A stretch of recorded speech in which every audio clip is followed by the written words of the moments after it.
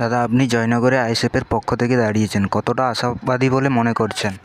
হ্যাঁ, মনে করছি আমি ওখান থেকে জিতে যাব, কেননা মানুষের বিপুল সাড়া পাচ্ছি। দাঁড়ানোর পর থেকে যেখানে যাচ্ছি মানুষের বিপুল সাড়া পাচ্ছি। ওখানে তো বিজেপি তৃণমূল ক্যান্ডিডেট দিয়েছেন, তাদেরকে কি মনে করছেন? ওখানে তৃণমূলের থেকে মানুষ সম্পূর্ণ মুখ ফিরিয়ে নিয়েছে। তাদের যে একেবারে আকণ্ঠ দুর্নীতি, হ্যাঁ, সেই দুর্নীতির জন্য মানুষ সব মুখ ফিরিয়ে নিয়েছে।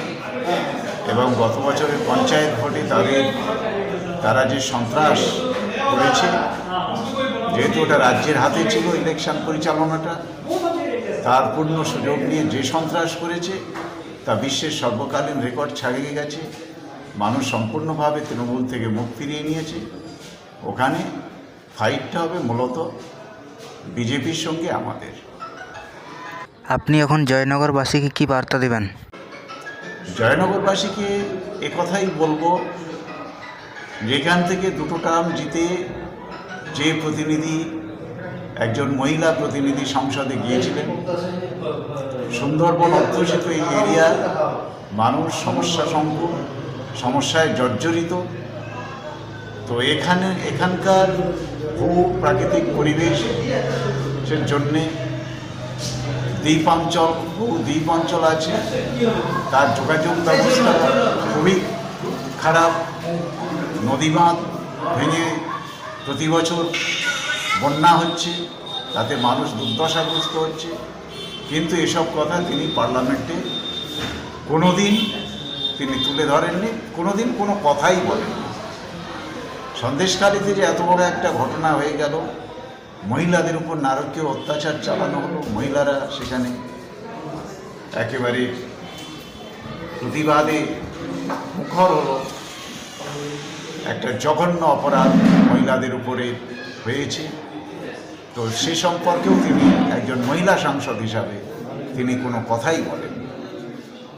সুতরাং আমি বলবো জয়নগরবাসীকে, জয়নগর কনস্টিটিউয়েন্সির মধ্যে যারা রয়েছেন তাদের বলবো যে আপনারা এই সমস্ত যারা লুটতরাজ করেছে, চালিয়েছে, এবং এতদিন যারা চালিয়েছে আর যারা ছাপাচ্ছে ক্ষমতা দখল করার জন্যে, তারাও কেন্দ্রে বিগত 10 বছর ক্ষমতায় আছে। সেখানে দলিত, আদিবাসী, কৃষক বিরোধী যে আইনগুলো তারা পাশ করছে, তাতে আমাদের অবস্থা অত্যন্ত শোচনীয়।